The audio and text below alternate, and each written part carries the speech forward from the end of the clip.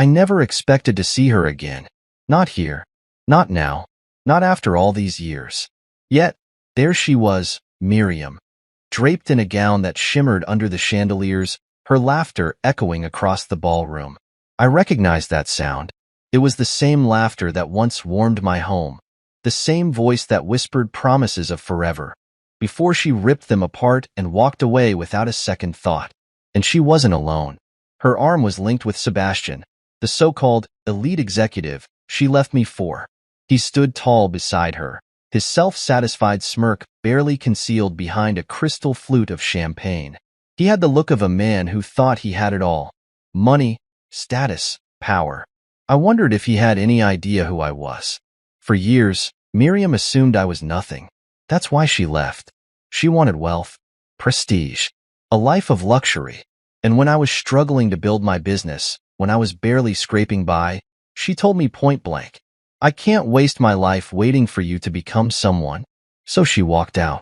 She didn't wait to see if I would succeed. She didn't care. To her, I was a failure, and failures didn't deserve her patience. But what Miriam never knew, what she never bothered to stay long enough to witness, was that my failure was temporary, and it became the fuel I needed to rise. And now, here we were. The universe had a cruel sense of humor. She hadn't spotted me yet. I watched as she mingled effortlessly, her practiced smile never faltering, her fingers grazing Sebastian's sleeve every so often like a woman making sure her investment was still intact. Then, her gaze landed on me. Her eyes widened slightly, just for a moment, before her lips curled into a smirk. She tilted her head, whispering something to Sebastian before striding toward me, confidence dripping from every step. "Adrian?" Her voice was syrupy sweet, but I caught the condescension laced beneath it. "I can't believe it. It's been so long." I gave her a small nod, keeping my expression neutral. "Miriam." She let out a laugh, feigning delight. "Oh my goodness, I wasn't sure it was you at first. What are you doing here?" "I was invited," I said simply. Her brows lifted slightly. "Really?" She glanced around, her eyes scanning the room as if trying to gauge whether I was telling the truth. As if a man like me didn't belong in a place like this. Sebastian finally joined us, his grip firm around Miriam's waist as he assessed me with mild disinterest. He extended his hand. "Sebastian Carter, CEO of Carter Holdings." I took his hand and shook it, offering a polite nod. "Adrian Kingston." Miriam's smirk widened, as though she had just confirmed something in her mind. "So, Adrian, what have you been up to these days?" There it was. The bait. She wasn't asking out of curiosity. She wanted to hear that I was still struggling, that I was still in the same place she had left me, scraping by, barely making ends meet. I almost laughed, but I let her have her moment. "Oh, I said casually, "just working." "Working?" She let out an exaggerated sigh. "I figured. You always were a hard worker. What is it that you do now?" Sebastian chuckled, swirling his champagne. "Let me guess, one of the hotel staff? Or maybe a manager?" I let their assumptions hang in the air. Miriam's eyes glowed with amusement. "Sebastian, I used to be married to Adrian. Can you believe that? We had, well, let's just say, very humble beginnings." Sebastian raised a brow. "You never told me that." She shrugged. "It wasn't worth mentioning. It's in the past." I nodded slowly. "Yes, it is." Miriam turned her attention back to me, her lips twitching with barely concealed mockery. "I'd love to see your workplace. It must be quaint." I held her gaze. "You would." She nodded eagerly, linking her arm through Sebastian's. "I mean, why not? I'd love to see what you've made of yourself." Sebastian smirked. "That could be interesting. I wouldn't mind taking a tour either." I exhaled slowly, letting a small smile touch my lips. "A tour?" Well, who was I to deny them that? "Of course," I said smoothly. "I'd be happy to show you around." Miriam practically beamed, certain that she had won whatever twisted game she was playing. She had no idea that this very ballroom, this luxury hotel filled with the city's elite, belonged to me. That I wasn't just an employee. I was the billionaire CEO of Celestia International, one of the most exclusive luxury hotel and spa chains in the world. And tonight, she was about to find out. As I led Miriam and Sebastian toward the elevators, I couldn't help but let my mind drift back to the past, the very past Miriam had been so eager to erase. She had once been my entire world. We met in college, back when my life was dictated by early morning shifts, late-night classes, and the constant struggle to make ends meet. I worked 3 part-time jobs just to afford tuition, barely scraping by while juggling assignments and exhaustion. But through it all, Miriam had been there. Or at least, that's what I had believed. At first, she was patient, supportive, even. She told me she admired my drive, that she loved my ambition. She said she believed in me, that my hard work would pay off someday. But words are easy. It was action that revealed the truth. The more I struggled, the more her patience withered. I still remember the first time she hesitated before introducing me to her friends. The way she avoided mentioning that I worked in a dingy little restaurant, how she winced when I picked her up in my beat-up secondhand car. Her parents disapproved of me from the beginning. "He's got nothing to offer you." I once overheard her mother saying, "You need a man who can provide, not one chasing some ridiculous pipe dream." Miriam didn't argue. She never did when it came to things that mattered. I ignored the warning signs, convinced that if I just worked harder, if I proved myself, she would stay. But she didn't. I'll never forget the night she ended it. We were in our tiny apartment, the one I had fought so hard to keep. Bills were piling up. My business idea was still in its infancy, and I was barely holding everything together. She sat across from me, arms crossed, her expression cold. "This isn't working," she said flatly. "I can't do this anymore." I had been exhausted, drained from another 16-hour workday. I blinked at her, trying to process what she was saying. "What do you mean?" She sighed as if she were talking to a child. "I mean, I'm done waiting, Adrian. You said things would get better, but they haven't. You're still stuck in the same place, and I can't waste my life waiting for you to make it when there's no guarantee you ever will." Her words hit harder than any punch ever could. I had sacrificed everything to build a future, and she had already decided I wasn't worth the wait. She left me that night, moving in with Sebastian just weeks later. And I burned. For months, I felt like I had lost everything. I was drowning, suffocating under the weight of my failures. But then something changed. The pain turned into something else, something sharper, more dangerous. It became fuel. Miriam leaving me had been the final push I needed. I poured every ounce of my being into my vision.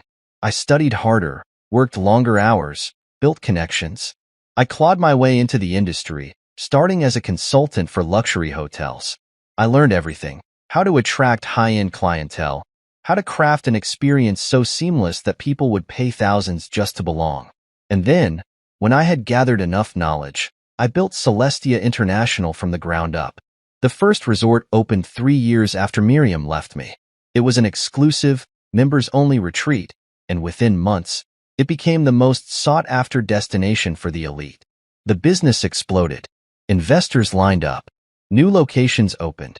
10 years. That's how long it took me to turn my shattered life into an empire. And now? Now, I own the very luxury she had abandoned me to chase. As we stepped into the elevator, Miriam's confident smirk remained in place, but I saw the faint flicker of curiosity in her eyes. "So," she said, leaning into Sebastian, "how long have you been working here?" I suppressed the urge to laugh. "Quite a while," I said smoothly. Sebastian chuckled, adjusting his expensive cufflinks. "Bet you've seen a lot of rich idiots walk through these doors, huh?" "You have no idea," I murmured. Miriam arched a brow. "What exactly do you do here?" I met her gaze, my expression unreadable. "You'll see soon enough." The elevator chimed as we reached the executive floor. The doors slid open, revealing a space that was a world apart from what Miriam had expected. She had imagined a cramped, outdated office, maybe a reception desk, a cubicle at best. Instead, she was met with floor-to-ceiling windows overlooking the city skyline, polished marble floors, and an opulent executive lounge filled with individuals in sharp suits and designer attire. Miriam froze. I watched as she tried to process what she was seeing. Sebastian shifted uncomfortably, his earlier amusement faltering. Wait, why are we here? I stepped forward, leading them down the hall. This is my workplace, I said simply. Miriam blinked. You work up here? Before I could respond, my assistant, Charlotte, approached. She was poised, professional, every bit the representation of the company's prestige. Good evening, Mr. Kingston, she said with a polite bow. Your board meeting has been confirmed for tomorrow, and the finance reports have been sent to your private server. Do you need anything else before your next appointment? Silence. Miriam's face drained of color. Sebastian's smirk vanished. I turned to face them fully, my voice calm, controlled. Let me reintroduce myself. I allowed the pause to hang in the air, letting the weight of my next words settle. Adrian Kingston, CEO of Celestia International. Miriam's lips parted slightly, her breath catching. Sebastian's grip on her arm tightened as panic flickered in his eyes. For years, Miriam had assumed I was beneath her, that I had been left behind, forgotten. But tonight, that illusion had just shattered. Miriam's stunned silence was satisfying, but I wasn't done yet. Sebastian cleared his throat, forcing an uneasy chuckle. You're the CEO? His voice lacked the confidence he had exuded earlier. Yes, I said smoothly, watching his reaction. Didn't Miriam tell you? Miriam's throat bobbed as she swallowed hard, her fingers curling into the fabric of her expensive gown. I didn't know, she admitted, her voice barely above a whisper. Of course, she didn't. She had never looked back. She had never cared to check. As far as she was concerned, I had been nothing when she walked away, and I would always be nothing. But she had been wrong. I gestured toward the expansive office before us. Welcome to Celestia International, the luxury empire I built from scratch. Sebastian's eyes darted around, taking in the modern decor, the sleek furniture, the artwork on the walls, each piece carefully curated, worth more than the car he had arrived in. His jaw tightened, and I could see it in his expression. He realized he had underestimated me. But this wasn't just about proving my success. This was about the journey, the years of struggle, the relentless drive, the sacrifices that had led me here. I walked toward my office, pushing the glass doors open. Inside, the room was bathed in soft lighting, the massive desk positioned to overlook the city skyline. Behind me, Charlotte followed, professionally poised as always. Mr. Kingston, she said, your financial team has sent the latest quarterly reports. The revenue from our newest Dubai resort has exceeded expectations. Shall I have the numbers prepared for your board review? Yes, I said without hesitation. Miriam and Sebastian just stared. The woman who once laughed at my dreams, who told me I would never amount to anything, was now standing in the empire I had built, one she had never believed in. I took a seat behind my desk, my fingers drumming lightly on the polished wood. Would you like a drink? I asked, my voice calm, measured. We stock only the finest here. Miriam didn't answer. Sebastian, on the other hand, straightened his posture, trying to regain his composure. I have to say, Adrian, this is impressive. Impressive. I almost laughed. I had more than just impressive. I had power, influence, control over an industry where people like him wanted a seat at the table. But instead of gloating, I leaned back in my chair. You said earlier that you wanted to see my shabby workplace. I mused. Is it what you expected? Miriam clenched her jaw, but Sebastian forced a laugh. We were just joking, of course. Of course, I said, though we both knew he was lying. Miriam finally spoke, her voice hesitant. Adrian, I raised a hand, stopping her. Let me tell you something, I said, my tone steady. When you left, I was nothing. A man with a failing business, drowning in debt, wondering if I'd ever make it. And you? You made sure I knew exactly how worthless you thought I was. She flinched. I continued. But that's the thing about hitting rock bottom. It forces you to rise. Every insult, every doubt, every moment of struggle, they became my fuel. I built Celestia International not just to prove myself, but because I refused to let people like you decide my worth. The weight of my words hung between us. Sebastian shifted, clearly uncomfortable. Well, business is business, he said. attempting to sound casual. It's all about timing, right? I smirked. Yes, and mine couldn't have been better. Because I hadn't just built a company. I had built a dominance in the industry. Celestia International was the gold standard of luxury. Every resort, every spa, every high-end location bore my signature of exclusivity. I catered to the elite, the kind of people Sebastian wished he could mingle with. Miriam had traded me for security. And now, standing before me, she realized that the real wealth had been the man she had abandoned. Charlotte stepped forward. Mr. Kingston, shall I prepare your next meeting? I glanced at Miriam and Sebastian. Actually, I have some time. Why don't I give our guests a little more insight into my world? Miriam hesitated, but Sebastian, his pride clearly wounded, nodded. Sure, why not? I stood, leading them out of my office. As we walked down the executive floor, I gestured toward the surrounding offices. Each of these rooms belongs to a department that runs Celestia International, from marketing to real estate acquisitions to investor relations. Every decision made here shapes an empire worth billions. Sebastian's expression tightened. I continued. You see, luxury isn't just about wealth. It's about perception. People pay for status, for exclusivity. They don't just buy a hotel stay, they buy an identity. And I made sure Celestia International became the ultimate identity for the elite. Miriam exhaled slowly, as if trying to process just how far I had come. But I wasn't done. We reached a conference room where my top executives were in a meeting. The walls were glass, giving a clear view of the discussion happening inside. A slideshow displayed figures, profits in the hundreds of millions, acquisitions in progress, global expansion plans. Miriam's eyes widened. Sebastian stiffened. I let the moment sink in. This is what you left behind, I finally said. Miriam turned to me, her lips slightly parted, her confidence crumbling. Sebastian, clearly eager to change the subject, forced another smile. Well, it's an impressive setup, I'll give you that. But success isn't just about money, right? I smirked. True. It's also about who holds the power. Miriam gripped her purse tightly, avoiding my gaze. The realization had hit her. She had traded me for a future that wasn't guaranteed. And now, she was standing in front of the man she had underestimated and lost forever. I glanced at my watch. I have a meeting soon, so I'll have Charlotte escort you both out. But before you leave... I paused, my gaze steady. Enjoy the night. And next time you think of me as just another low-level worker. I smiled, a slow, deliberate curve of my lips. Remember whose name is on the building. The air in the room was heavy, almost suffocating, as Miriam and Sebastian absorbed the weight of the truth. My truth. The reality they never expected. I wasn't the struggling, insignificant man they had envisioned all these years.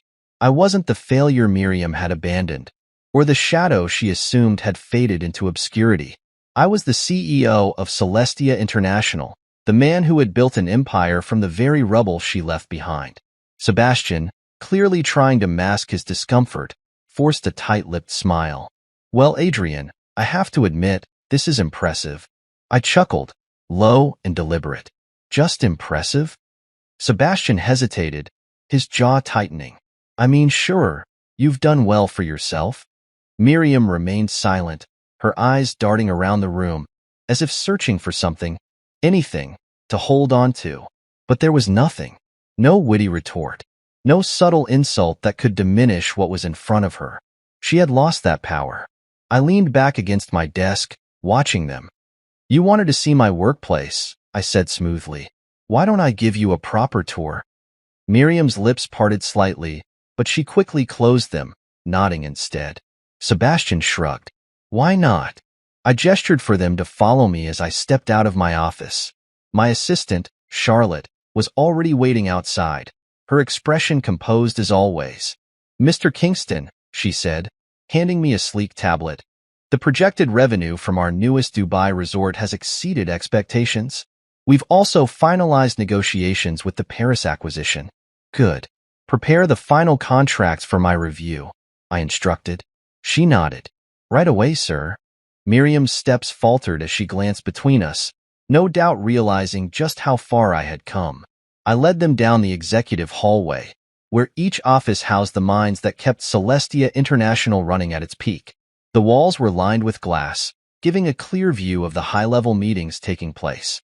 Discussions of multimillion-dollar projects, expansions, branding strategies. We stopped by one of the conference rooms, where a digital presentation displayed our latest global acquisitions. I turned to Miriam and Sebastian. This is where we make the real decisions. Every investment, every partnership, it all happens here. Sebastian frowned slightly. Celestia owns this many properties? I smirked. And more. We operate in over 20 countries, with new expansions already in motion. Miriam inhaled sharply. I had no idea. Of course, she didn't. She had never bothered to check. She had assumed I had failed, that I had stayed stagnant, trapped in the same struggles that once defined me. But assumptions had a way of unraveling. I continued walking, leading them toward the VIP guest suites. The hallways were adorned with exquisite artwork, the soft scent of luxury perfumes filling the air. As we reached the penthouse level, I turned to them. This, I said, gesturing towards the double doors ahead, is the Celestia signature suite, reserved for only the most exclusive guests. Sebastian scoffed. And what? It's just another overpriced hotel room? I smiled. See for yourself. I pushed the doors open, revealing the epitome of luxury. The suite was breathtaking.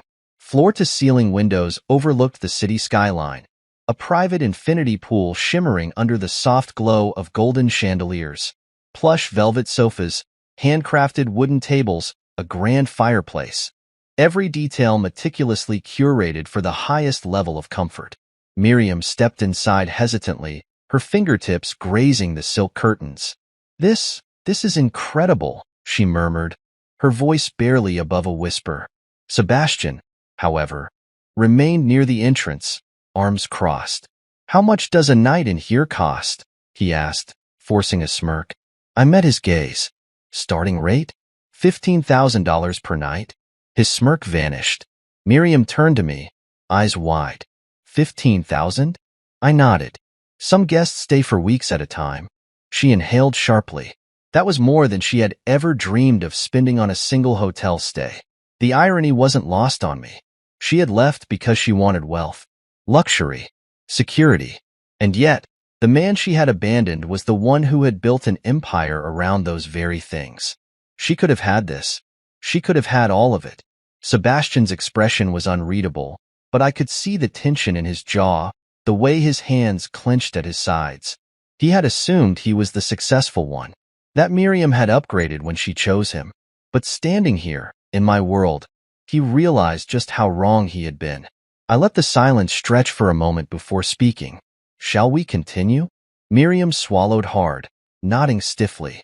We moved through the corridors, passing by private event spaces, a world-class spa, and an exclusive rooftop restaurant with a months-long waiting list.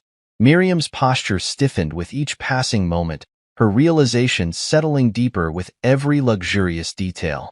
She had chosen wrong. I stopped at a private lounge, stepping inside and gesturing for them to take a seat.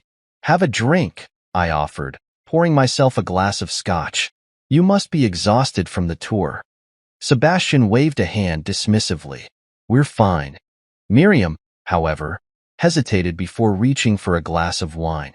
She needed it, needed something to dull the humiliation. I sipped my drink slowly, watching them. You once told me, Miriam, that I would never be successful, that I wasn't worth waiting for. She flinched at the reminder. I leaned forward slightly. Tell me, do you still believe that? Her fingers tightened around the glass. Sebastian shifted beside her, clearly eager to leave. This was educational, he said, standing abruptly. But we should get going. Miriam didn't move right away. Her lips parted slightly, her gaze lingering on me as if she wanted to say something. But what could she say? What could she possibly say now that everything she had believed had been shattered? I leaned back in my chair, my expression unreadable. Take your time, I said smoothly. After all, it's not every day you get a glimpse of what you threw away. The silence stretched between us, thick and suffocating. Miriam sat frozen in her seat, her fingers still wrapped around the stem of her wine glass. She hadn't taken a sip. I could see it in her eyes, the realization, the slow, agonizing awareness of what she had lost. Sebastian, on the other hand, was unraveling. He adjusted his cufflinks, shifting uncomfortably in his chair. The smug arrogance he had carried all evening was fading, replaced by something that looked suspiciously like fear. "Well," he said, clearing his throat, "this was interesting." I smirked, swirling the amber liquid in my glass. "Was it?" Sebastian shot me a sharp look. "Yeah, but at the end of the day, success isn't just about money, right? It's about," he hesitated, searching for words, "happiness, fulfillment, not just wealth." I chuckled, low and deliberate. "That's rich, coming from the man who judged me based on where he thought I worked." His jaw tightened. Miriam finally exhaled, placing her untouched glass on the table. "I should have known," she murmured, more to herself than to anyone else. Sebastian turned to her sharply. "What?" She shook her head, dazed. "I should have known that Adrian wouldn't stay in the same place." Her eyes flickered toward me, regret evident in every movement. I never imagined this."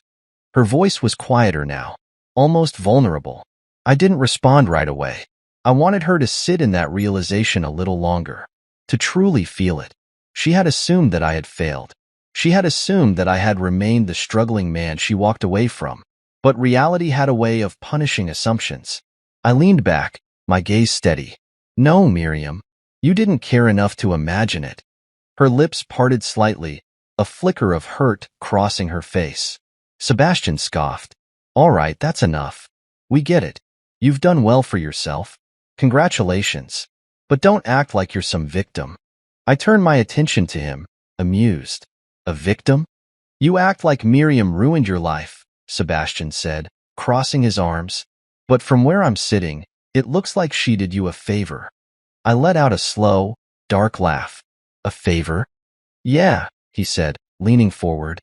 "If she hadn't left, you might still be nobody. Sometimes rejection makes people work harder. Maybe her leaving was the best thing that ever happened to you." Miriam stiffened beside him. I tilted my head, considering his words. "You might be right," I said finally. "She did push me to succeed." Sebastian smirked, as if he had won something. "But let's not pretend she left as some kind of selfless act to help me grow," I added smoothly. "She left because she was impatient. She left because she was greedy. She left because she didn't believe in me." Miriam flinched. Sebastian's smirk faded. "And now?" I continued, my voice calm but pointed. "Now she realizes that she bet on the wrong future." Miriam inhaled sharply. Sebastian's hands clenched into fists.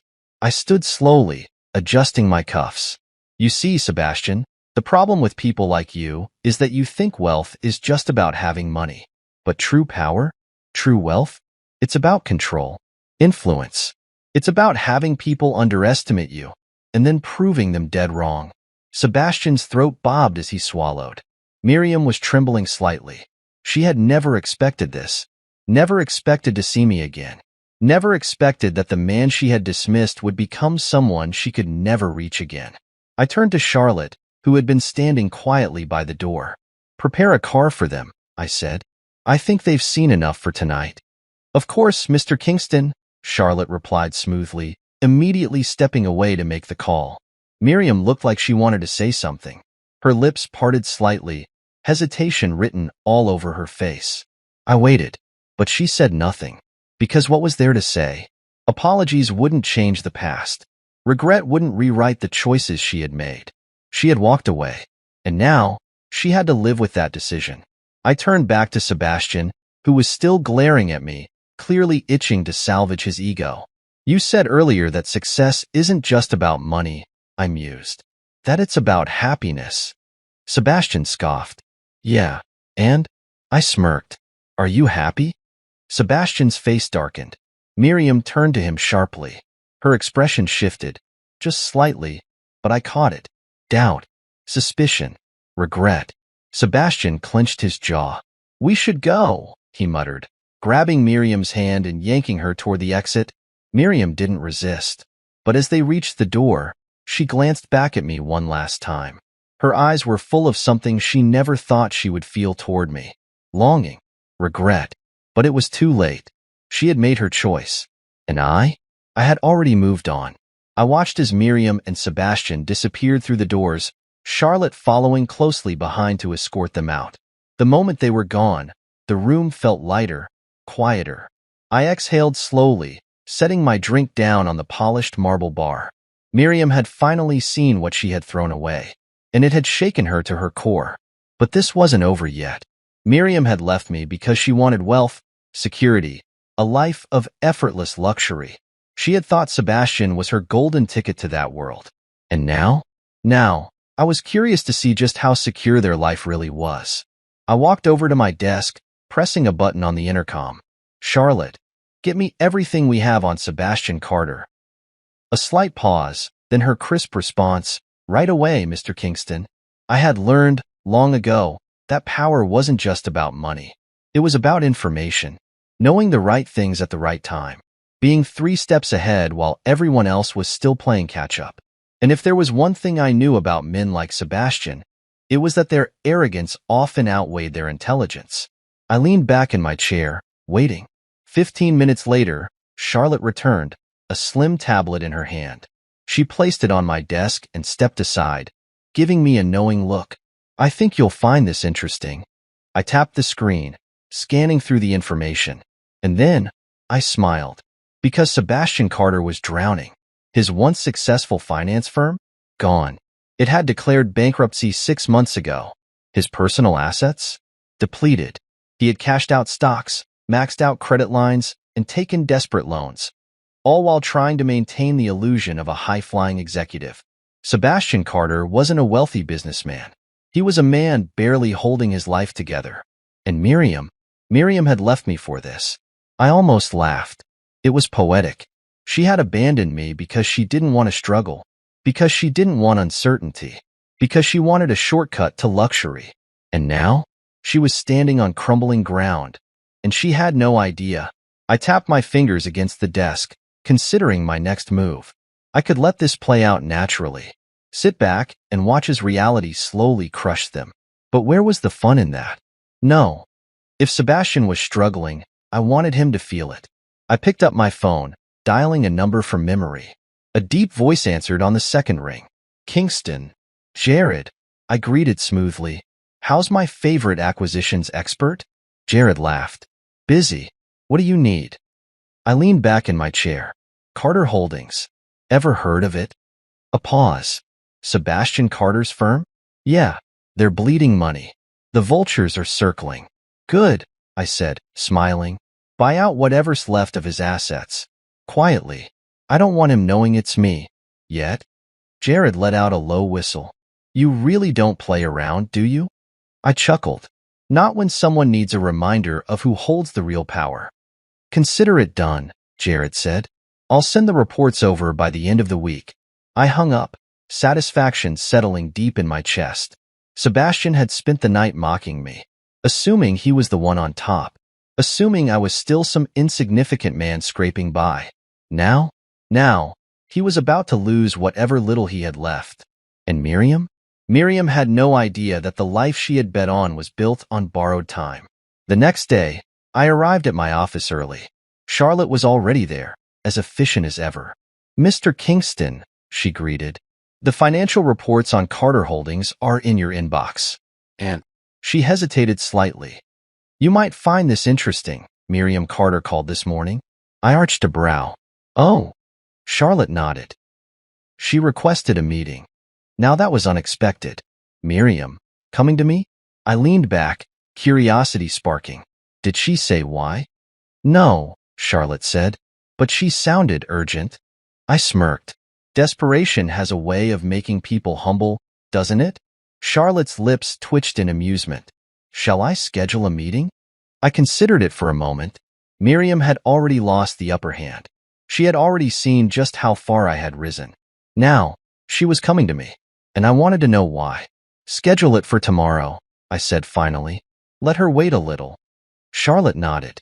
"Of course, Mr. Kingston." As she left, I exhaled slowly, running a hand through my hair. Miriam was reaching out, and that meant only one thing. She knew. Maybe she had finally seen through Sebastian's lies. Maybe she had realized that the man she left me for wasn't the powerful, secure provider she had thought he was. Or maybe she just wanted a way back into my world. I smiled to myself. Whatever the reason, whatever she thought she was coming here for, she was about to learn something else. I was no longer the man she could walk away from. She had made her choice. And now, she had to live with it. The next day, I arrived at my office earlier than usual. The skyline stretched before me through the floor-to-ceiling windows, bathed in golden morning light. I sipped my coffee slowly, letting the warmth settle as I anticipated what was to come. Miriam was coming to see me. It had been years since she walked out of my life without looking back, certain that I would never amount to anything. But today, she had reached out, and I knew exactly why. She had discovered the truth about Sebastian. I had seen it in her eyes last night, the flicker of doubt, the unspoken fear. The moment she realized that the man she had abandoned had built a kingdom, while the one she chose was nothing more than a crumbling illusion. Now, she was coming here, and I was going to enjoy every second of it. A soft knock at the door interrupted my thoughts. Charlotte stepped in, her expression as composed as ever. "Mr. Kingston, Mrs. Carter has arrived. Shall I send her in?" I smirked. "Mrs. Carter? How ironic." "Yes, send her in." Charlotte nodded and stepped aside, allowing Miriam to enter. She walked in slowly, her posture stiff, her gaze flickering around my office. She was taking it all in. The luxurious leather chairs, the mahogany desk, the sheer dominance of the space. It was a stark contrast to the last time she had seen me, struggling in our tiny, run-down apartment. She looked different now. Older, yes, but also weary. This wasn't the woman who once laughed at my ambitions, who sneered at my dreams and called them childish. No, this was a woman who had been humbled. I gestured toward the chair across from me. "Have a seat, Miriam." She hesitated, then lowered herself into the chair. Her hands fidgeted in her lap, something she never used to do. For the first time in my life, Miriam was nervous around me. "To what do I owe this surprise visit?" I asked smoothly, leaning back in my chair. She swallowed, her lips parting slightly before she spoke. I wanted to talk." I raised a brow. "Talk?" She nodded, looking down at her hands. "About last night. About everything." I took my time, watching her. Last night was illuminating, wasn't it? Her jaw tightened slightly. "Yes." I tilted my head. "What part?" She exhaled, closing her eyes for a brief moment before looking at me again. "You. Everything you've accomplished." I smiled faintly. "Not what you expected, was it?" She hesitated. "No." There it was. The confession. The admittance that she had underestimated me, that she had made the wrong choice. I let the silence stretch, forcing her to sit in it. Finally, she spoke again. "Adrian, she hesitated, then sighed. "I made a mistake."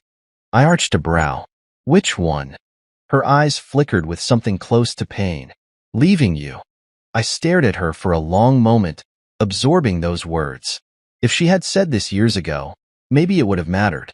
Maybe it would have been enough to wound me, to reopen old scars. But now, it meant nothing. I set my coffee down with a quiet clink. "You made a choice, Miriam," I said calmly. "You walked away when I needed you the most. And now, suddenly, you regret it?" She winced. I interrupted, leaning forward slightly. "Do you regret that I proved you wrong?" She inhaled sharply, her hands clenching. "That's not fair." I smirked. "Isn't it?" Her lips parted, but no words came out. Because she knew I was right.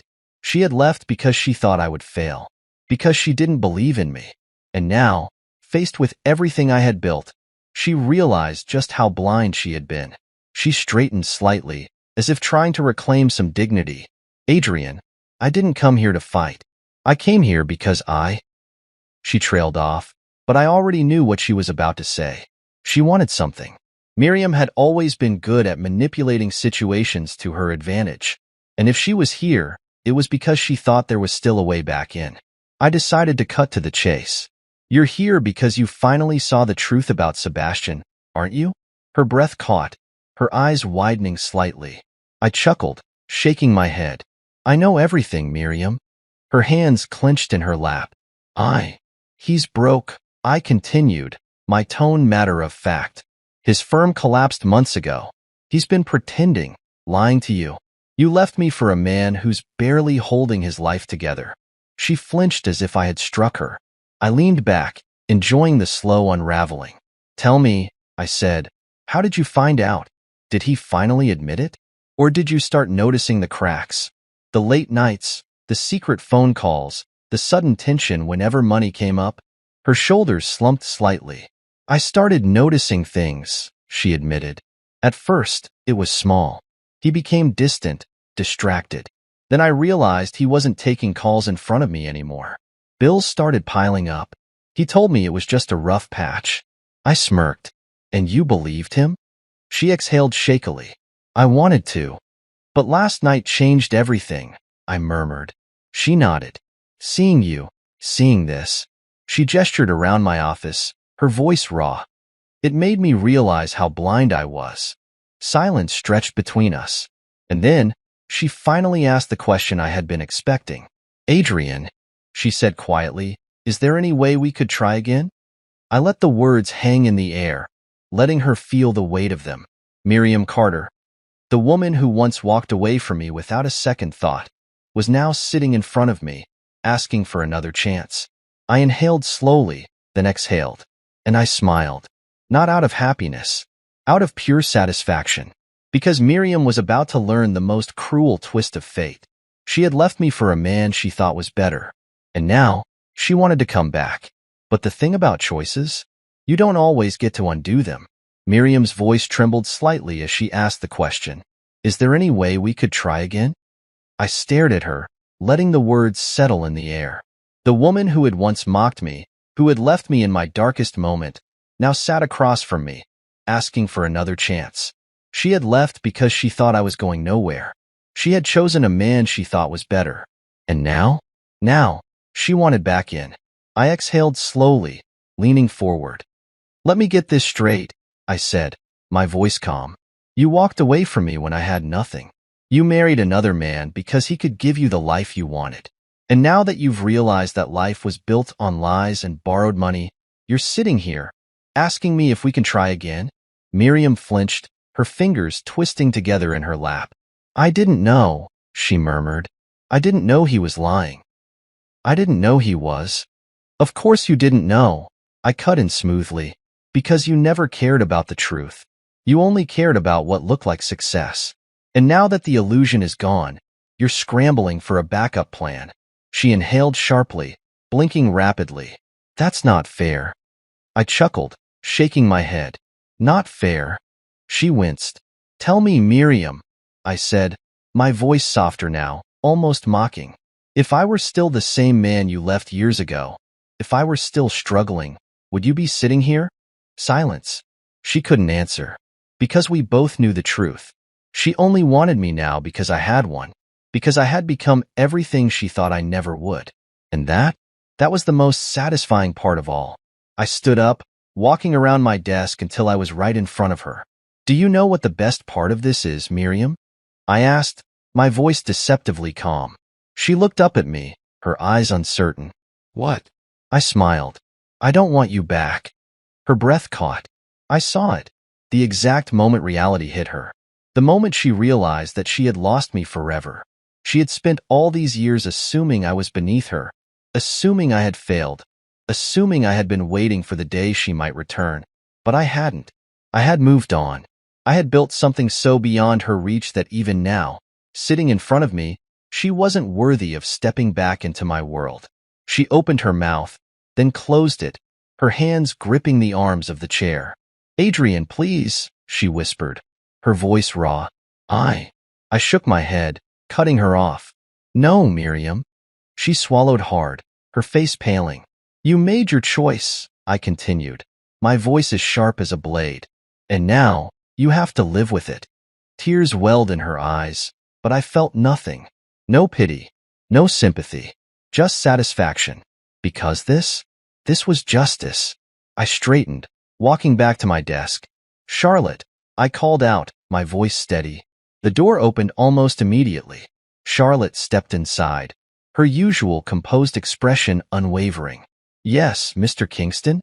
Mrs. Carter was just leaving, I said simply. Miriam's lips parted. Adrian, wait. I didn't look at her. I didn't need to. She had already lost. Charlotte gave a polite nod. This way, Mrs. Carter. Miriam hesitated for only a moment before rising slowly to her feet. I could feel her looking at me, waiting, hoping for something. But there was nothing left to say. She had walked away once, and I had made sure she could never walk back. She turned and left the office, her heels clicking softly against the marble floor. As the door shut behind her, I exhaled slowly, running a hand over my jaw. That was it. That was the end of Miriam Carter. I leaned back in my chair, a slow smirk forming on my lips. The ultimate revenge wasn't wealth. It wasn't power. It wasn't success. It was knowing that the person who once belittled you, betrayed you, abandoned you, was now the one begging to be in your life again. And knowing that they could never have that chance. The moment the door shut behind Miriam, silence filled the room. I sat there, staring at the space she had just occupied, but I felt nothing. No lingering regret, no what-ifs, no unresolved emotions. Just satisfaction. She had walked out of my life all those years ago, never looking back. And today, she had returned, not out of love, not out of some long-lost attachment, but out of desperation. Because I had one, and she had lost everything. I leaned back in my chair, rubbing my jaw as I replayed the last few moments in my mind. The way her voice had trembled, the way she had struggled to form her words, the way she had realized too late that she had chosen the wrong path. It was poetic. I had spent years pushing forward, grinding, building an empire out of nothing. She had spent those same years chasing an illusion, believing she had secured a future that would always provide for her. Now, her foundation had crumbled, and I had been the one standing at the top, watching as it all collapsed beneath her feet. A soft knock at the door interrupted my thoughts. Charlotte stepped in, her expression as unreadable as ever. Mrs. Carter has left the building, she informed me. Good, I said simply. She nodded, but didn't leave immediately. Instead, she hesitated, something she rarely did. I took the liberty of digging deeper into Sebastian Carter's current financial situation, she said. There's more you might find interesting. I arched a brow. Go on. Charlotte walked forward, placing a sleek folder on my desk. It turns out, his debts are worse than we originally thought. He's been hiding his financial troubles not just from Miriam, but from his business partners as well. His company is crumbling, and with the recent acquisition of his remaining assets. She met my gaze, a hint of amusement flickering in her eyes. You now own everything he had left. I picked up the folder, flipping through the documents. Properties, investments, partnerships. Everything Sebastian Carter had built was now mine, and he had no idea. Yet, I smirked, tossing the folder onto my desk. Set up a meeting with him, I said. Charlotte's lips twitched slightly. Of course, Mr. Kingston. She turned to leave, but I called out, Oh, and Charlotte? She paused. Yes? Make sure it's at one of my hotels, I said, my voice laced with amusement. Let's make it a comfortable setting for him. Charlotte nodded, her expression betraying a hint of amusement. Consider it done. 2 days later, I sat in the private lounge of Celestia International's flagship hotel, sipping on a glass of whiskey as I waited. Sebastian had arrived 20 minutes ago. Charlotte had led him to the lounge, offering him a drink, making polite conversation.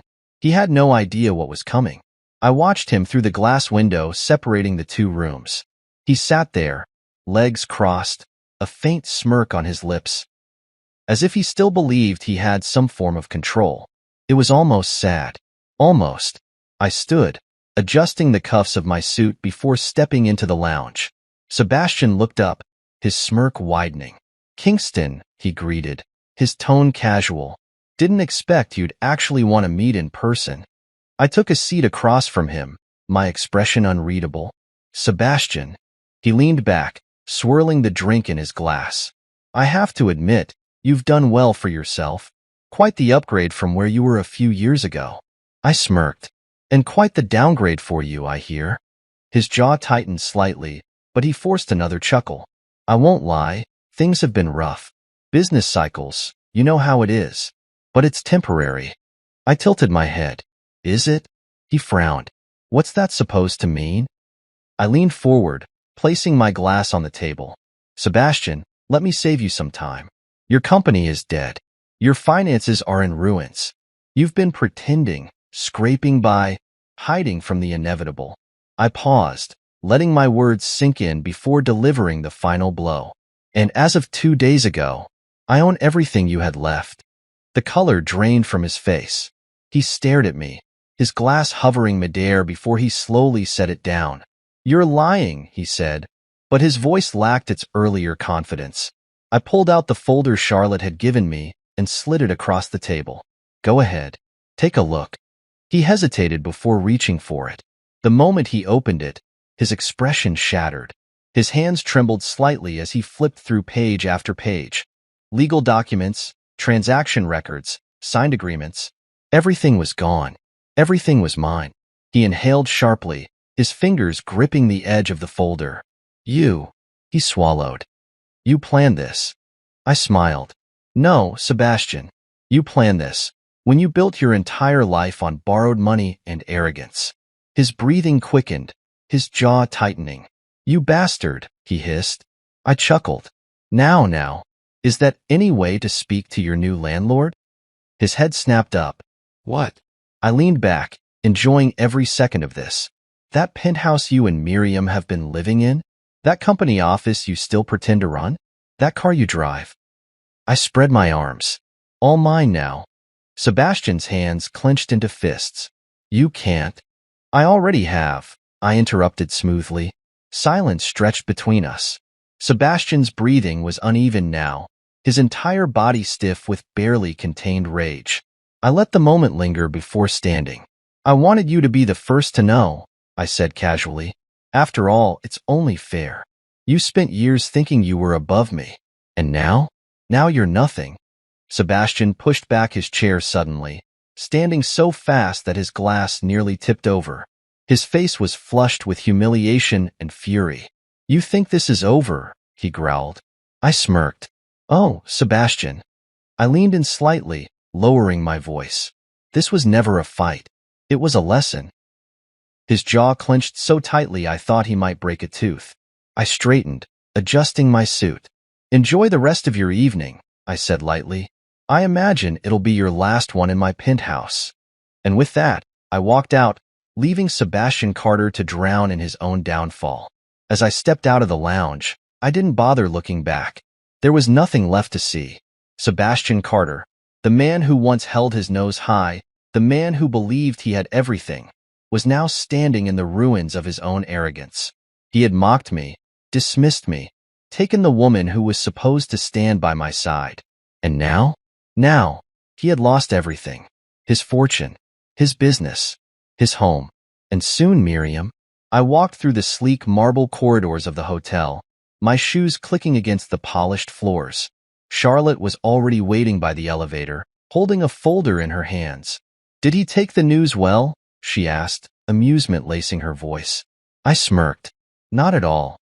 She handed me the folder. The final paperwork. Sebastian and Miriam have 30 days to vacate the penthouse. After that, they're officially out of your properties. I flipped through the documents, nodding in approval. It was done. The final blow had landed. Charlotte hesitated for a moment before speaking again. There's something else. I glanced up. What?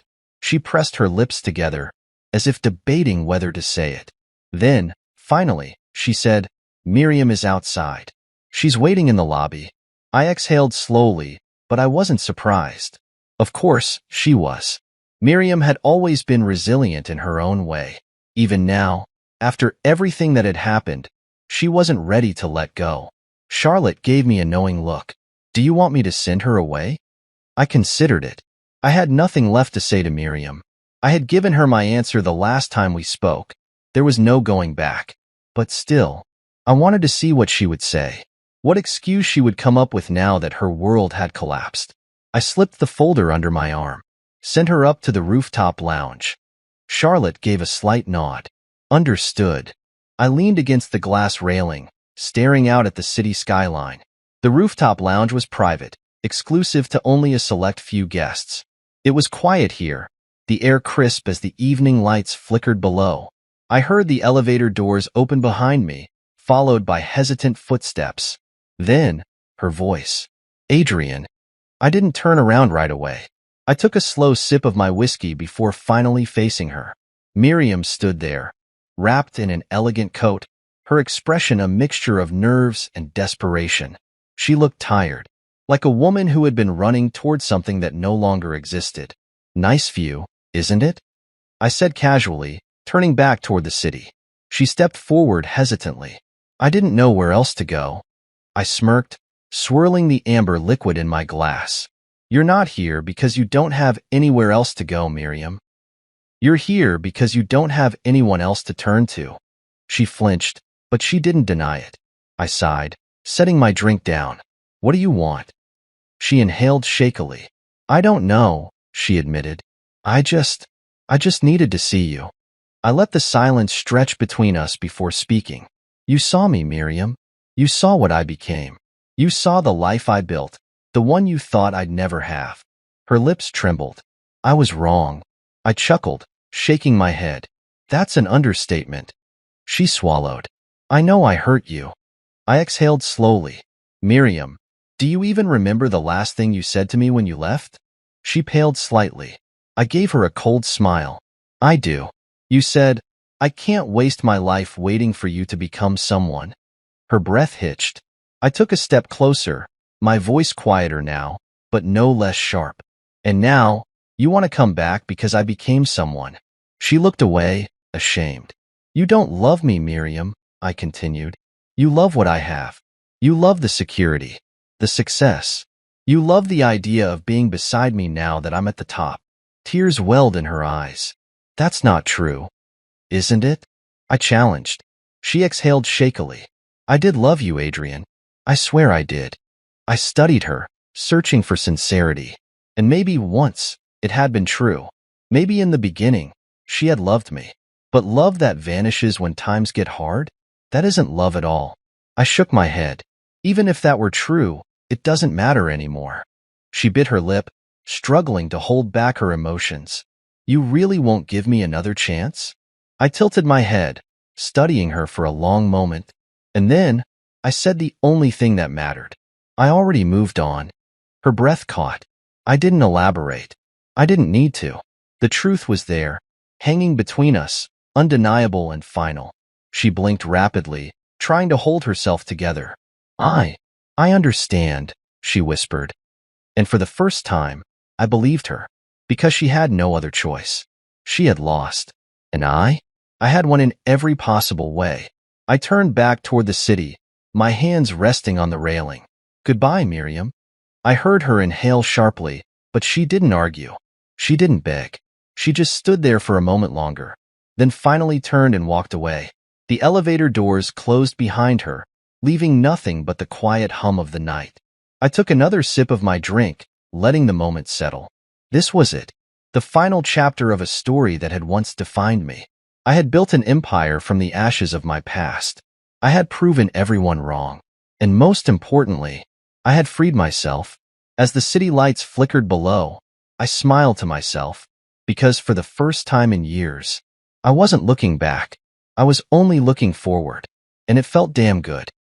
Her name was Celia Moraine, and 12 years ago, she was supposed to be my wife.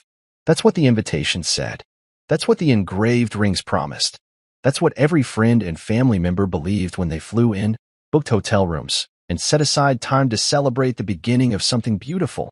My name is Rowan Hale, and I was ready. I had spent months preparing, finalizing the suit fittings, double-checking the venue reservations, handwriting vows that I rewrote 5 times because none of them seemed to say enough.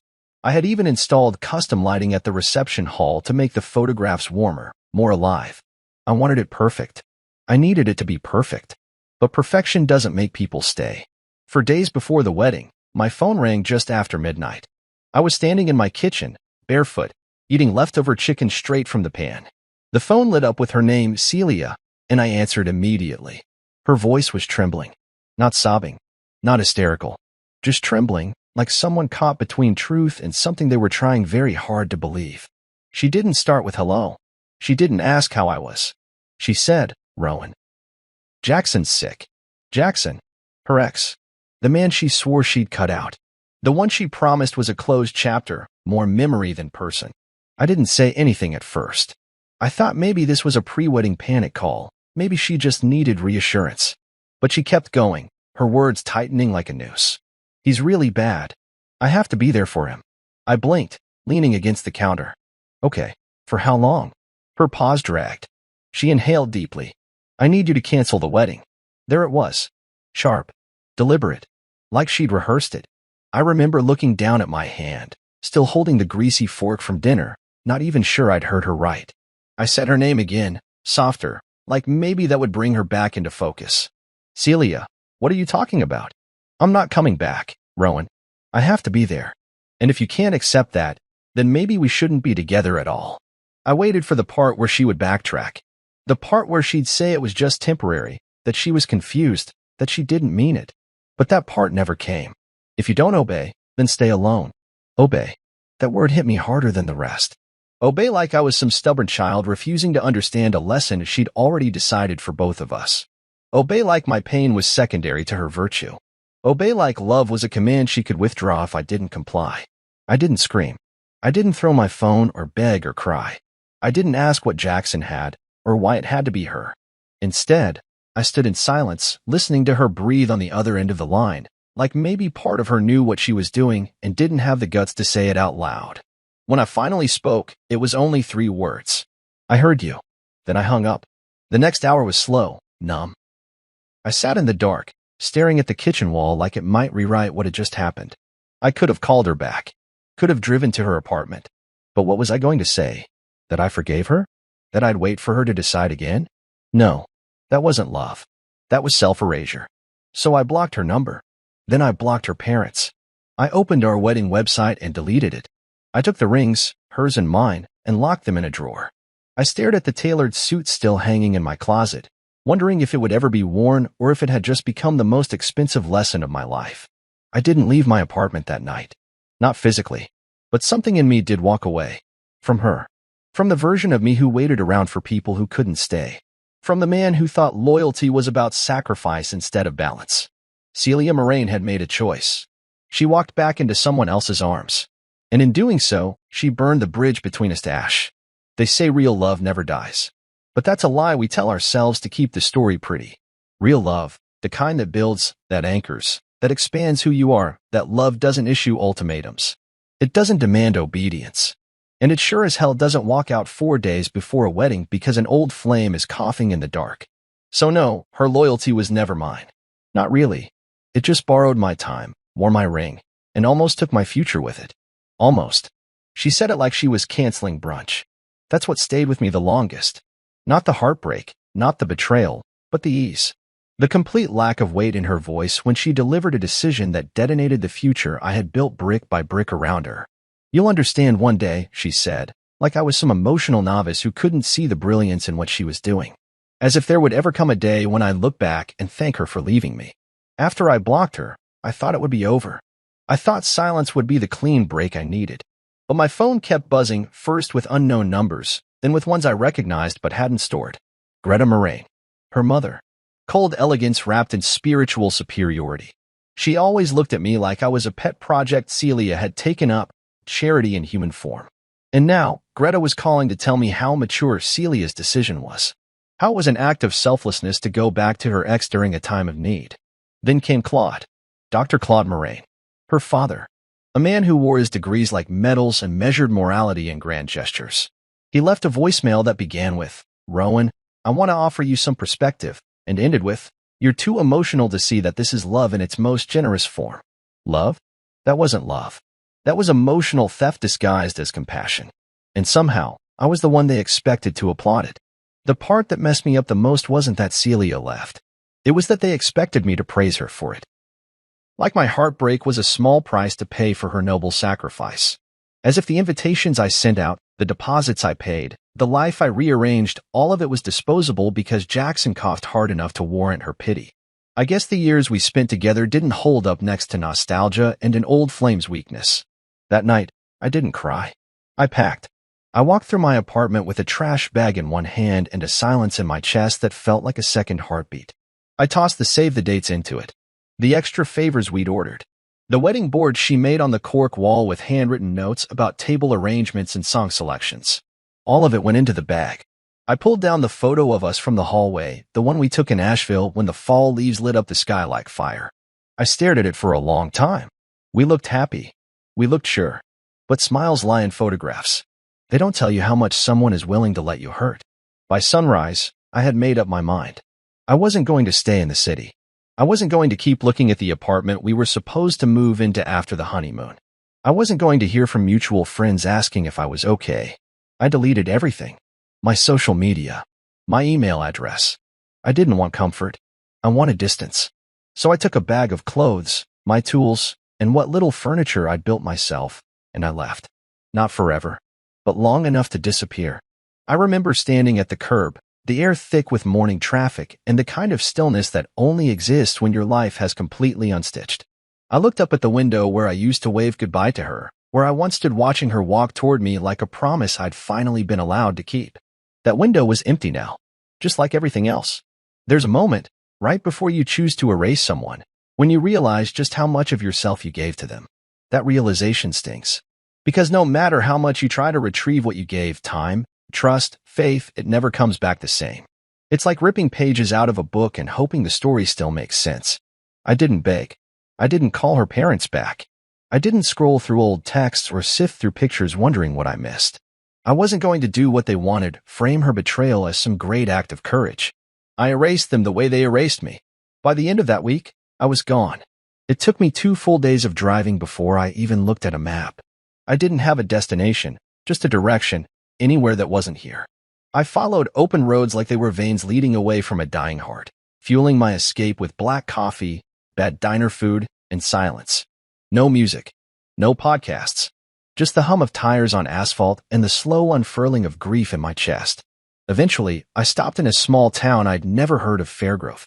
It wasn't marked by anything special. No famous landmarks or tourist traps. Just wide porches, modest storefronts, and streets lined with trees that looked like they'd seen everything and judged nothing. That was enough for me. There was a cabin for sale on the edge of town. Weather-worn but solid, tucked behind a grove of pine trees like it had something to hide. I walked through it once and said yes. No negotiation, no inspections, no second thoughts. It needed work. So did I. I used the little savings I had and what was left of a small inheritance my grandfather left me. It wasn't much, but enough to cover the down payment and tools. I slept on a mattress on the floor for weeks, cooked on a hot plate, washed dishes in the bathroom sink. But every nail I drove into the walls, every floorboard I replaced, felt like reclaiming something they didn't break. Not really. That's how Halecraft was born. It started with one table, then a bookshelf. Then a neighbor saw my work and asked if I could build something for their niece's wedding. Word spread. Orders trickled in. I built a workshop out back and turned my solitude into sawdust, my anger into finish and polish. There was something sacred about it. Watching raw would transform beneath my hands into something strong, useful, beautiful. I stopped keeping track of the days. There were no anniversaries to dread, no birthdays to miss. The air was cleaner out here. The kind that forced you to breathe deeper whether you wanted to or not. I learned to cook, not out of passion, but survival. And I wasn't bad at it. I made peace with silence. Learned the rhythm of living without performance. No social updates, no chasing anyone's approval. Just me, the work, and the land. But the house felt empty. Not hauntingly, just quiet. One afternoon, I saw a flyer at the co-op about a rescue shelter nearby. I wasn't looking for anything. I was picking up paint. But something made me drive out there. A volunteer led me down the rows of kennels, and that's when I saw him. Bishop, half German shepherd, half something unidentifiable. Lean, weathered, wary. He didn't bark. Just stared at me like he already knew my story. I took him home the next day. He didn't destroy anything. Didn't beg for attention. He just followed me from room to room, like he understood the space between people better than most humans ever would. From that moment on, I wasn't really alone. Not completely. For a while, that was enough. I didn't date, didn't flirt, didn't even consider it. Not because I was bitter, but because I didn't want to hand over pieces of myself until I knew what was left. I had to learn how to stand without resentment propping me up. So I waited. Not for someone to save me, but for someone who wouldn't need saving. Juniper Vance walked into my life on a rainy afternoon, looking for a handcrafted desk for her writing studio. She wore a raincoat that swallowed her whole, curls pinned back with a pencil, and glasses that fogged up the second she stepped into my shop. She laughed. Quietly, like she wasn't used to laughing in front of strangers. But it stayed with me. We talked about wood grains and dimensions. But by the time she left, we were talking about books, stubborn dogs, and how neither of us knew how to enjoy a Saturday without a to-do list. She came back 2 weeks later. Not because the desk wasn't right, it was, but because she wanted a bookshelf to match. Then a chair. Then a kitchen island. One night, I caught her looking around my shop with that soft sort of wonder people rarely show in adulthood. "This place feels like it's been lived in by ghosts who finally learned how to rest," she said. That's when I knew. It wasn't dramatic. We didn't tumble into love. We built it. The way you build a fire, gently, patiently, layering warmth until it crackles to life. She never asked about Celia. I never brought her up. There was no shadow in our story. Just two people who found light where they didn't expect it. I married Juniper in the backyard under a tree I planted my first year in Fairgrove. We have 2 kids now, Theo and Marin. I still build furniture. She still writes. And Bishop, old and slower now, sleeps near the fireplace most nights. I used to think love had to burn to be real. But Juniper taught me that real love doesn't demand. It doesn't threaten. It just stays. And in the staying, it heals. It started with a knock, 3 soft raps, barely audible over the rain tapping at the windows. I was in the kitchen, drying dishes while Marin colored at the table and Theo practiced chords on the piano, fingers stumbling through a piece Juniper had taught him last week. The scent of rosemary chicken filled the house, and I remember thinking, for a moment, how far I'd come from the noise of the past. Then Juniper's voice cut through from the foyer. "Rowan, you'll want to see this." The way she said it, low, hesitant, almost apologetic, made my heart pause mid-beat. I wiped my hands on the towel and turned the corner, expecting maybe a neighbor in trouble or a package left in the rain. Instead, I saw the shape of a memory I thought I'd buried. Celia, standing on the porch like a ghost who didn't know she was supposed to stay dead. She was flanked by Greta and Claude, older now, grayer, still wearing their judgments like tailored coats. And behind them, umbrella held over all their heads, was Jackson, the last face I expected, and somehow still the one that made my jaw clench the hardest. No one spoke. The rain filled the silence with its steady percussion against the eaves. I didn't move. I just stood there, barefoot on the hardwood, arms crossed loosely over my chest, staring through the storm of old wounds come to life. They looked as out of place as a bad memory in a peaceful dream. Celia's eyes flicked past me, past the foyer, and widened as she took in the home behind me. My home. Her gaze caught the hallway lined with framed photos. Juniper reading to the kids on the porch, Theo's first day of school, Marin in a sunflower field, all those small moments stitched into a life. Then it moved to the living room, where Halecraft pieces stood like quiet trophies, tables, bookshelves, chairs, every inch of the place touched by my hands, by the life I rebuilt from splinters. Greta blinked, as if she couldn't reconcile what she was seeing with the man she thought I was. Claude shifted uncomfortably, eyes landing on the grand piano beside the fireplace, the same one he once told me was too lofty for a man like you. They weren't just surprised to see me. They were stunned to see who I'd become. And I didn't say a single word. Theo appeared beside me, holding a model airplane, face scrunched in confusion. "Dad, who are they?" I rested a hand gently on his shoulder. "No one important, son." That landed like a brick. Celia flinched. Jackson looked away. Greta bristled. Claude coughed, that signature throat clear he used when discomfort needed covering. But Juniper, she stepped forward, not with hostility, but with that calm steadiness that had always grounded me. She stood beside me, close enough that our shoulders brushed, and didn't say a word. She didn't need to. Her presence was enough. It always was. "Rowan," Celia finally said, her voice barely carrying over the rain. I didn't mean to just show up like this. Yet here you are. She took a shaky breath. I needed to see you. Why? I asked, my tone quiet but sharp.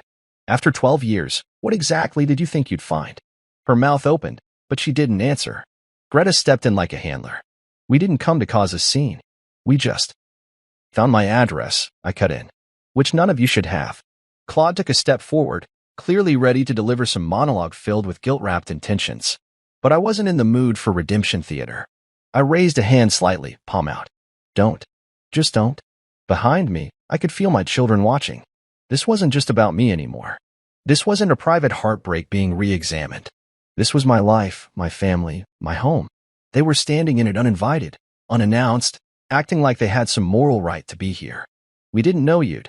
Celia motioned vaguely toward the house. Done all this. You mean, lived? She dropped her gaze. Jackson shifted his weight, clearly uncomfortable but not enough to leave. You all said I couldn't survive without her, I said, as moving between them. You said I was selfish for not applauding her decision. You wanted me to honor her for abandoning our wedding. And now you show up like that didn't happen. Greta tried again.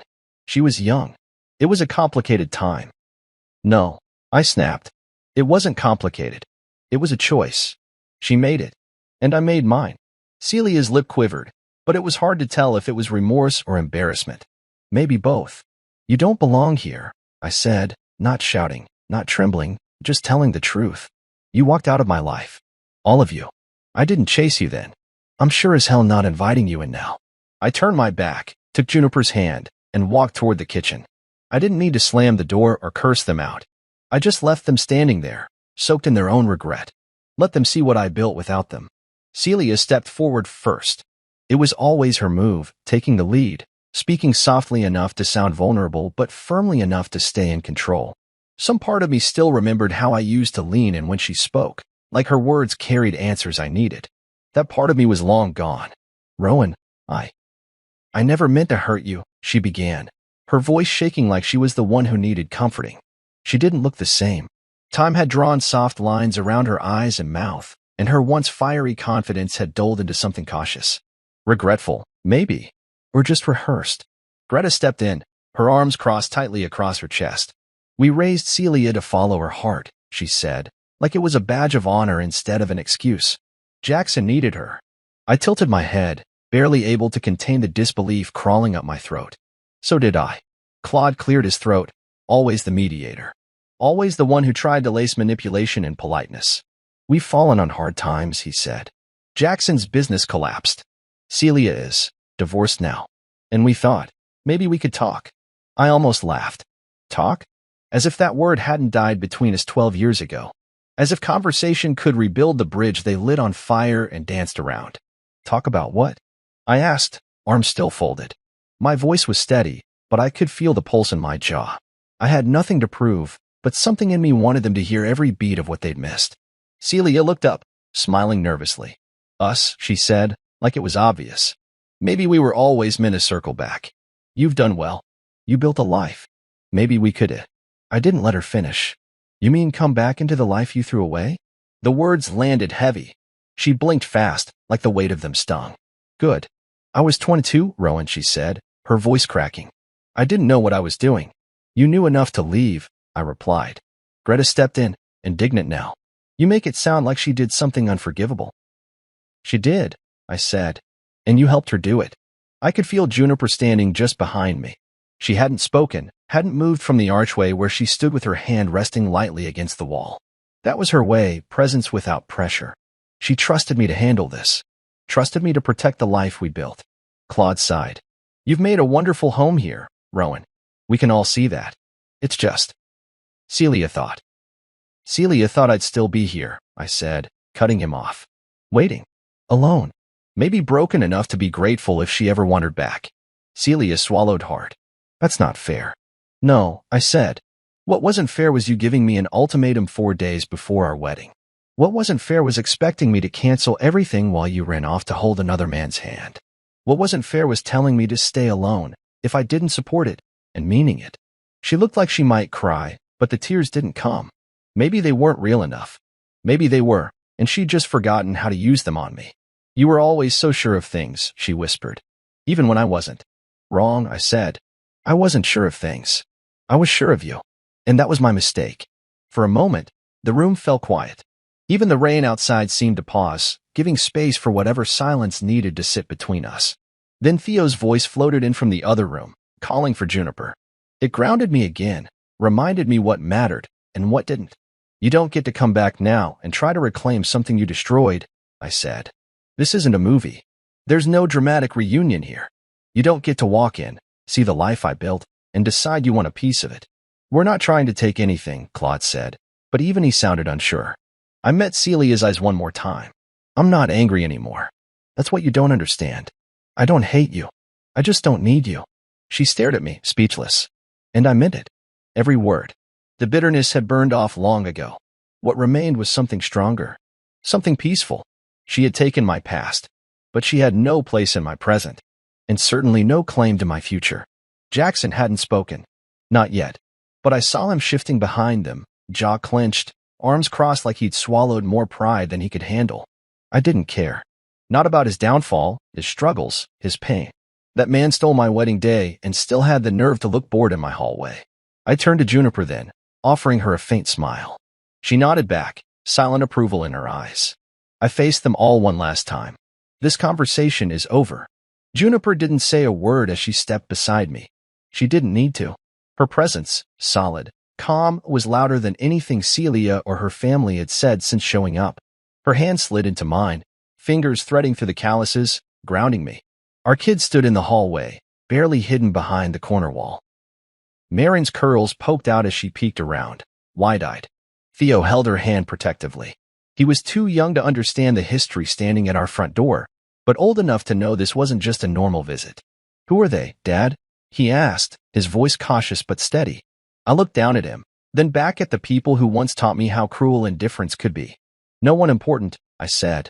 That hit like a knife. Celia blinked hard, visibly stung. Greta straightened like she'd been slapped. Claude's brows knitted together in confusion, trying to mask the awkwardness on his face. But Jackson, of course, couldn't keep his mouth shut. He stepped forward, arms crossed, eyes scanning the house like he was still sizing up competition. You really think you won, don't you? He said, a bitter laugh coloring his words. You think this? He gestured to the walls, the open layout, the gleaming furniture, makes you better than us? I tilted my head slightly, not moving, not rising to the bait. No, I said, but it does mean I survived. Without begging you to stay alive. His jaw twitched. That was the kind of line that doesn't land immediately. It sinks in slowly, eats at the ribs. He opened his mouth to respond, then shut it. Smart move. Greta's eyes swept over the hallway, pausing on the family portraits. One of me holding newborn Marin. One of Juniper reading to Theo by the fireplace. Photos of vacations, first school days, birthdays, lazy afternoons.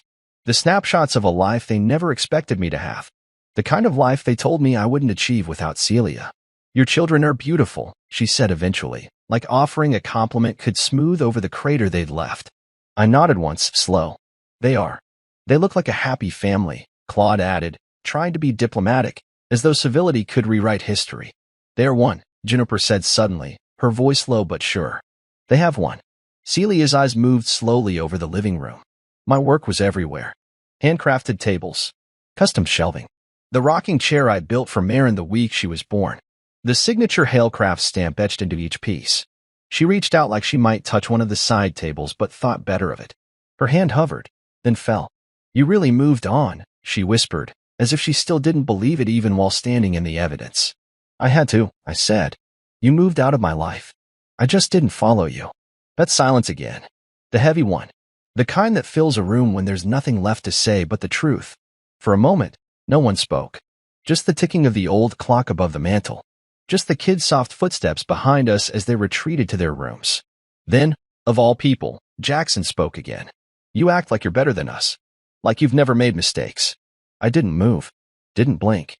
Just locked eyes with him. Of course I made mistakes. I trusted the wrong people. That was my biggest one. He took a step back, jaw tight, clearly realizing he wouldn't win this version of the game. Not here. Not in my house. Celia looked down, her voice faint. I never thought you'd really be happy without me. That might have hurt once. It didn't now. You weren't the happiness, I said. You were the lesson. Her face crumpled, like she wasn't sure whether to cry or scream. But I wasn't offering either option. She opened her mouth to speak, maybe to defend herself, maybe to plead, but I raised a hand gently. No, you canceled our wedding for a man who isn't even in your life anymore. He lied, she whispered, eyes flicking toward Jackson, then away. About being sick. He manipulated me. I nodded once. And you chose him anyway. Juniper stepped closer. She didn't interrupt. She didn't need to. Her presence said everything. She was the quiet that came after the storm. The peace I didn't know I was allowed to have. Celia looked at her, really looked. For a second, I thought she might say thank you. But she didn't. She looked down again. I don't hate you, Celia, I said quietly. I just don't see you the same. And that's the difference between now and then. You thought you could walk back in and press resume. But this life, I gestured around, it's already playing. And you're not in it. She nodded slowly, like she finally understood. And maybe, for the first time, she actually did. Theo came bounding into the room, his sneakers thudding softly against the wood floor as he held something tightly in both hands. Dad, look what I drew. His voice was bright, unaffected by the heavy air still lingering between the walls. He didn't know what was happening, at least, not entirely. But kids have an uncanny sense for tension. They know when a storm's passed, even if they don't feel the thunder. I knelt to meet him as he held out the sheet of paper, the edges wrinkled and the crayon lines bold and proud. It's our house, he said, pointing. And that's you building it. And that's me, and Marin, and Mom reading to us on the porch. At the bottom, in his messy, 7-year-old handwriting, were the words, built by Dad. Loved by all. I smiled, and it wasn't forced. You did great, kiddo. Theo beamed, then glanced over my shoulder at the unfamiliar faces still standing awkwardly near the door. Can I go show Marin? Go ahead, I said, ruffling his hair. He ran off, the sound of his footsteps fading into the back hall. I stood and turned to find Celia watching me like she'd just seen a version of me she didn't think existed. Maybe she hadn't. Not really. Back then, I was building a life around her, not for myself. And when she left, I realized I didn't even know what I wanted beyond her. But I learned. Pain teaches better than love ever could. Celia's eyes brimmed with tears. He's beautiful. He's mine, I said simply. She blinked, letting one tear escape down her cheek. I never thought you'd really be happy without me. I didn't soften. You weren't the happiness, Celia. You were the lesson. Her lip trembled. She took a small step forward but stopped herself. Do you know what it's like to wake up and realize you bet your entire future on a lie? Jackson told me he had cancer. Stage 4. He cried on my lap, begged me not to let him die alone. Said you'd be fine, that you were strong. I believed him. You also loved him, I replied. That's what you don't want to admit. You didn't just go out of pity. You went because you wanted to. You wanted him more than you wanted us. She didn't argue. And I knew why. Because even if Jackson had lied, the truth was that she ran. The reason didn't matter. She chose him. Over me. Over what we'd built. Over the promises. Over the future. I shook my head, the weight of the moment pressing down harder than expected. You know what stings the most? It's not that you left. It's that you made it feel like I should be grateful you even told me. She opened her mouth to respond, but I kept going. I was supposed to marry you. And instead, I was humiliated. Alone. Blocked from the life I'd built around you.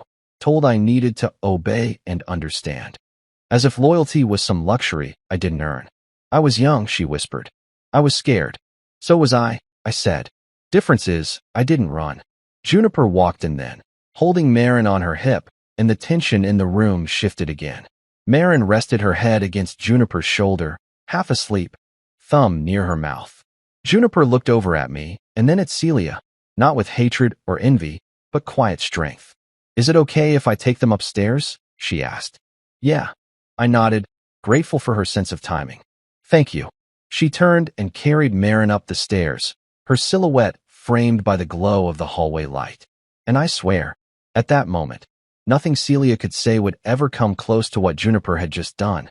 Not because of the gesture, but because she belonged here. She was part of the life I built, not some outsider knocking at the gates. You really did it, Celia said finally. You really started over. No, I replied. I didn't start over. I just started. She nodded slowly. And I don't belong in it anymore, do I? I looked at her.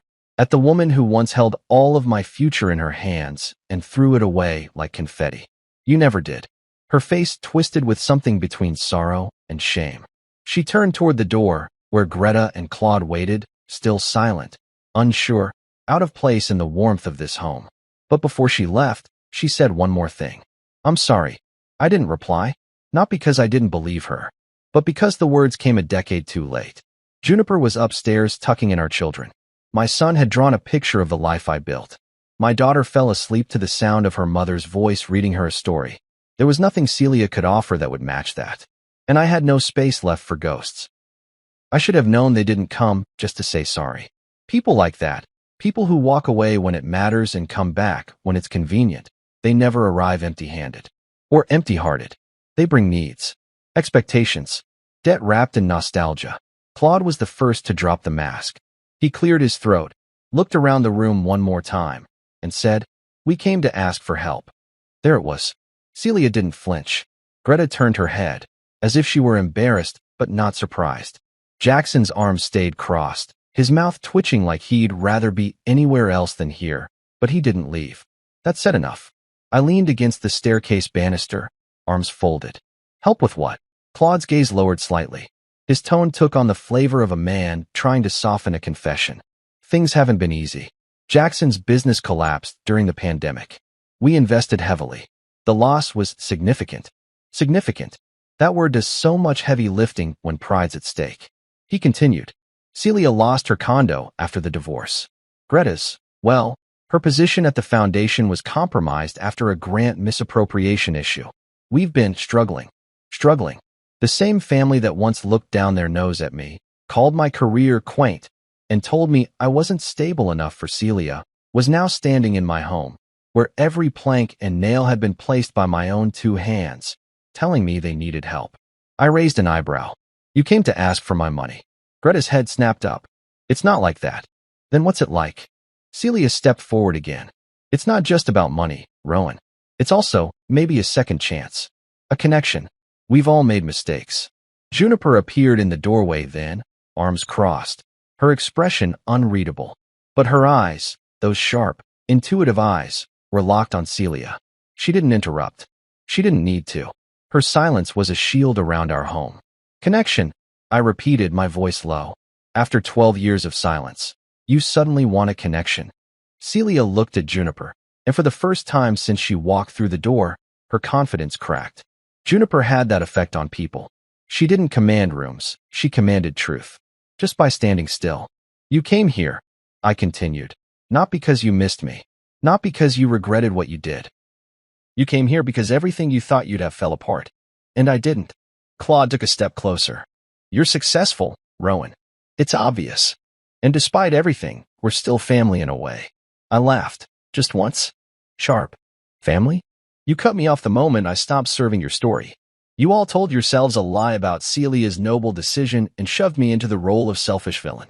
And now that I've made something of myself, you want to rewrite history and call it kinship. Greta shook her head quickly. We're not asking for much. Just... Juniper stepped forward. Her voice was quiet, controlled, but it carried through the room like thunder. You want help? She said, eyes scanning each of them. Apologize first. Silence. Not one of them spoke. Not even Jackson, who now looked like he was ready to slip out the door and pretend this never happened. No apologies. No acknowledgement. Just a wall of silence thicker than the one they gave me 12 years ago. Juniper turned to me. You don't owe them anything, Rowan. Not your peace. Not your forgiveness. Certainly not your money.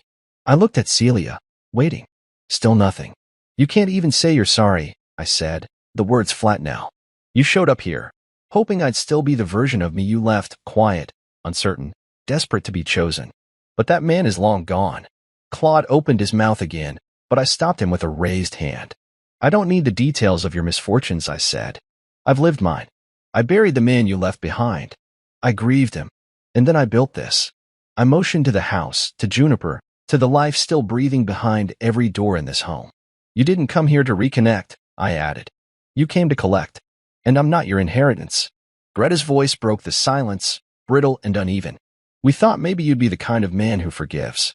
I am, I said. But forgiveness isn't the same as access. I forgave you all years ago. That's why I'm not bitter. That's why I could move on. But that doesn't mean you get to walk through my door and ask for pieces of what I've built without ever acknowledging what you broke. They stared at me, stunned into silence, standing in the warmth of a home they had no part in creating. And I stood there, solid in the truth I had earned. This time, they would leave empty-handed. The door had never felt heavier in my hand. Maybe it was the weight of 12 years pressing down, or maybe it was just the realization that I was the one holding the exit open for the people who once told me I didn't belong in their version of the future. Either way, I stood there at the threshold, fingers resting against the wood, as Celia and her entourage hovered just shy of the porch steps. They weren't moving. Not quickly. Not eagerly. Like they were waiting for something else, some miracle, some mercy, some last-minute reversal where I'd sigh and say, "Fine. Come in. Let's pretend none of this happened." But I wasn't built for pretending anymore. "You thought I'd still be waiting for you," I said, my voice quiet, almost conversational. Like a placeholder.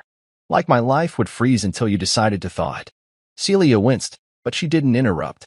Greta, standing beside her, twisted the strap of her handbag, clearly unused to discomfort that wasn't dressed up in charity galas and subtle manipulation.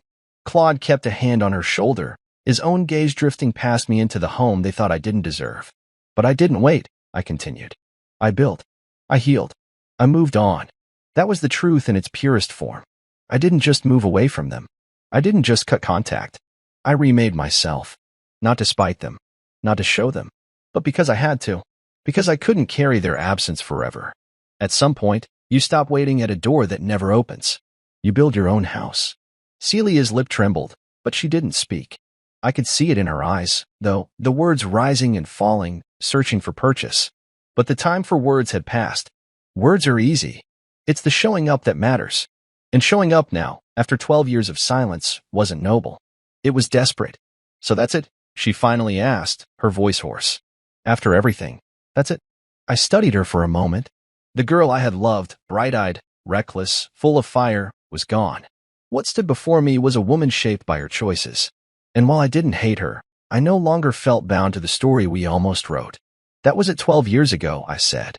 Her shoulders dropped, the finality of my words folding over her like a weighted blanket.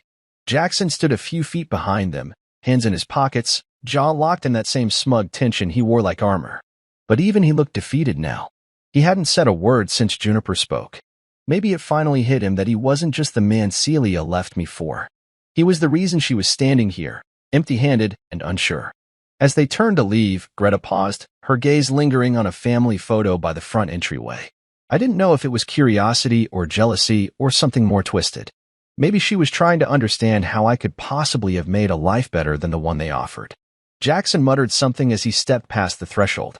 I almost didn't hear it, but the bitterness in his tone carried through the air like smoke. "This house is just luck," he said under his breath. I laughed. Not loud. Not bitter. Just a single exhale, amused at the absurdity. "No, Jackson," I replied, staring him down. "Luck is surviving you." I let that hang there, weighty and clean. Then I added, "This house? This life? It's everything you said I'd never achieve. And the best part? I did it without stepping on anyone to get here." He didn't respond. He didn't have to. His silence was a surrender he wasn't brave enough to admit out loud. Greta and Claude followed close behind, their retreat awkward and sluggish, like they weren't used to being dismissed. They expected negotiation, a conversation, maybe even pity. But what they got was the reality they earned, irrelevance. Celia was the last to step off the porch. She looked back once, like she was waiting for a crack in my face, a softening, a second thought. But there was none. I had already said goodbye. The first time she left. This was just the punctuation. I shut the door, and it didn't feel like a slam. It felt like closure. I stood there for a moment, hands still on the knob, heart steady. The hallway behind me was warm, filled with the faint sound of my daughter laughing in the distance, Juniper's soft footsteps coming down the stairs, the scent of cinnamon and pine still hanging in the air from the candle she lit earlier. It was over. The ghosts had come. They saw. And they left. Not because they wanted to, but because they had no place here anymore. I turned away from the door, walked toward my family, and didn't look back. Later that night, after the dishes were done and the kids were asleep, Juniper and I sat on the front porch in the quiet we'd earned. The rain had passed, leaving the air crisp and fragrant, like the sky itself had been scrubbed clean.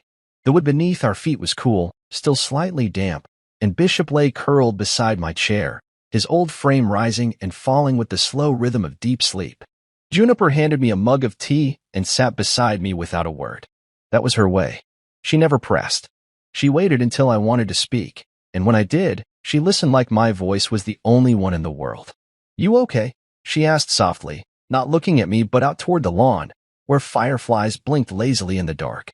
I took a sip, let the warmth of the mug settle between my palms. Better than okay. It surprised me how much I meant it. There were no tremors in my hands, no lingering anger in my chest, no ache in the back of my throat from words left unsaid. For years, I thought closure would come with confrontation, some grand moment of reckoning where I'd finally get the apology I deserved. But it hadn't. And yet, I felt lighter than I ever had. "They really thought they could walk back in," I said, shaking my head. She glanced at me now, her expression unreadable but calm. "Ghosts always do. They don't knock because they think they still have a key." I smiled faintly at that. Not anymore. From inside the house, faint laughter trickled out. Theo was whispering to Marin, probably making her giggle when she was supposed to be sleeping. Their joy was unrushed, honest, untouched by the bitterness that once defined my world. And it struck me, not for the first time, how lucky I was, not because of fate, but because I didn't stop walking when the road turned cold. "Do you ever regret it?" I asked, surprising myself with the question. "Coming here. This life. Us." She turned fully now, her face soft in the amber glow spilling from the porch light. "No," she said. "Because this life, it's the one we made on purpose. Not the one we settled for." I looked at her then, really looked. At the woman who had stitched herself so gently into my broken places, who had never asked to be a savior but became the reason I no longer needed one. She had walked into my shop for a desk and built a home instead. "You saved me," I said, not needing her to say it back. "But she did anyway. And you let yourself be saved." That's the part no one ever talks about. We sat in silence for a while after that, watching our children's shadows dance behind their bedroom curtains, the house glowing like a heartbeat behind us. The place was more than wood and nails. It was memories carved into every corner. It was safety. It was ours. Sometimes ghosts return. Sometimes they dress up as remorse or nostalgia or desperation. But they only haunt if you invite them in. And I didn't. I never would. The truth is, I didn't just move on from Celia. I moved into the life I was meant for. A life where love didn't ask for sacrifices that only went one way. A life that wasn't defined by what I'd lost, but by what I dared to build. Juniper reached over and rested her hand on mine. "They'll try again, you know. Maybe not soon. Maybe not ever. But people like that, they always come back when they think you're alone." "I won't be," I said. "Not anymore." We stayed out there until the air turned colder and the moon climbed higher. When we finally stood to head inside, Bishop groaned and stretched, then followed us up the steps like the guardian he'd always been. Inside, the house smelled like warm blankets and childhood. Toys scattered in the living room, art projects still taped crookedly on the fridge, and the low hum of the baby monitor catching Marin's even breathing. I paused at the threshold, taking it all in. This was mine. Not because I owned it, not because I paid for it or signed the deed, but because I built it with intention, day by day, nail by nail, choice by choice. And I built it with someone who never once made me question my worth. The photo frames on the wall didn't hold reminders of pain. They held victories, of mornings started together, of birthdays celebrated with messy cakes and loud songs, of moments that didn't need to be perfect to be permanent. I looked over at Juniper, already flipping through a book on the couch, her legs curled beneath her, hair falling over one shoulder. She didn't look up, but she smiled when she felt my gaze. "I'm home," I said. "You always were," she replied. And she was right. I didn't need revenge. I didn't need to be proven right. I didn't need anything from the people who walked out of my life. Because what I had now, what I chose, what I nurtured, what I protected, that was enough. More than enough.